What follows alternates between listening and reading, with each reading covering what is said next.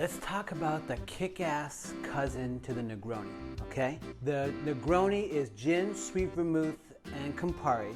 There's a cocktail called the BOULEVARDIer, which is pretty much the same cocktail, except it's used with bourbon instead of gin for that main spirit component. So it's a delicious cocktail for people who don't like gin or prefer bourbon in their cocktails. It adds a whole nother flavor profile. People also can do variations of this with mezcal and different alcohols. They change the variations of it. But what I like to do is when I'm using the bourbon one, I actually infuse the bourbon with black mission figs. So I love doing a fig infusion to the bourbon, and then instead of using Campari and sweet vermouth, I use pretty much the same components of those. I use Cynar, which is an artichoke liqueur, which is a bitter Amaro. Amaro means bitter in Italian. So that takes the place of Campari, excuse me. And instead of using a sweet vermouth, Dolin Blanc is probably my favorite vermouth in the world.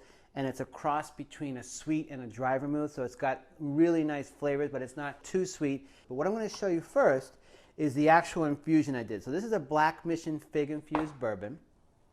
Here's a couple different varieties of figs. The tiger stripe one is a very famous one. These are Mediterranean figs, but this is the black mission fig. And the black mission fig is the one that, for the most part, I would say, has a really nice sweet flavor to it, and it has that red flesh. So what's kind of interesting about it, you can see this one is not completely as ripe yet. But see that? It gets really nice and dark, and that's what I put into here. So what I would do is when you do a simple infusion with the rye or bourbon, I actually like doing the bourbon because the bourbon is a little bit sweeter, because what this does is it kind of turns it into a port almost. You can see this kind of color here. It's a deep, deep, rich color, and it gets very kind of port and wine-like, and just adds a lot of interesting fruit flavors to it, okay? So let's do it. Let's build it here. So this is a cocktail that we do stir. I'm going to build it in this pint glass. And like I said, we're going to do 1.5 ounces of the bourbon, infused bourbon.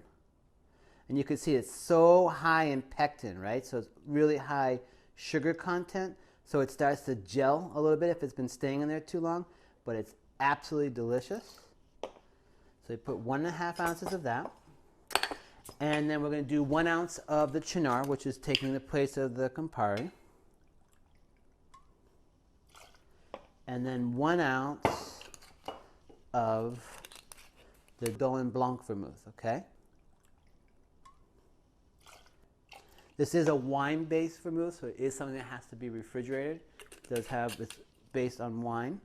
And most vermouths are that way, just so you know. So most vermouths, you do have to refrigerate it. Don't keep them out once you've opened them. All right, and then I just happen to have great big ice cubes here. So obviously the bigger the ice, I'm trying to chill this but not dilute it too much. So I like cracking up this ice, and then I'm going to stir it. And typically a Boulevardier can be, most likely they like to serve it on the rock or a big cube in an old-fashioned glass. But I'm going to serve it up just because I love the flavor of this. So I'm going to stir this, get this nice and chilled.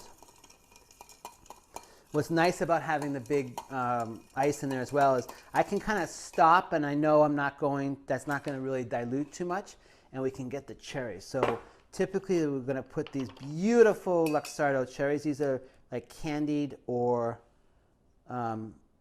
Maraschino cherries. Unbelievable flavor, delicious. These are great on vanilla ice cream, but we're going to put 2 in here at the bottom. We'll give this one more quick stir. Sometimes it's okay to have a little bit of that juice left over on the spoon. And we'll strain it into there.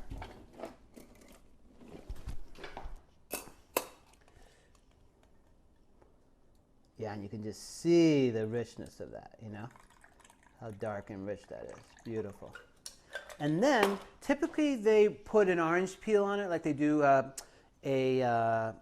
Negroni. But I'm going to use a lemon peel just because this is so rich that I want to brighten up a little bit. So I'm going to take this Meyer lemon here, and I'm going to peel it over the glass so those oils go in. And what's great about this is if you can get to the point where you are basically, look at that. What I like about the Meyer lemon, there's no pith at all. So the pith is what's in between the fruit and the skin, and it's very, very bitter. So a lot of times I won't drop the peel in a glass because I don't want it to become too bitter, but this I can. So what I love about this is I'll express it over, make sure that each sip, and what I love to do is just fold it right in there. So what's nice is I'm kind of seeing it rim around the glass, you know, and the little cherries can keep it down. So if you can see what I mean, I love how it looks like that. It's nice and wide and long. Let's take a nice little sip of this. So this is the Boulevardier, the FIG-INFUSED Boulevardier.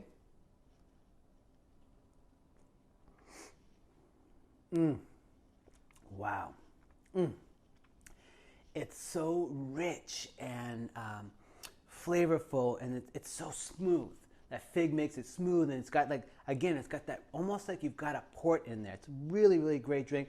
It's a wonderful drink to make for people who like spirited cocktails, who like bourbon instead of some of the clearer spirits. So again, this is the Boulevardier. Listen, if you don't have figs, if you can't get them, strawberries would work great, cherries, anything that's going to make that nice and dark and rich and fruity. So have fun with it, and cheers.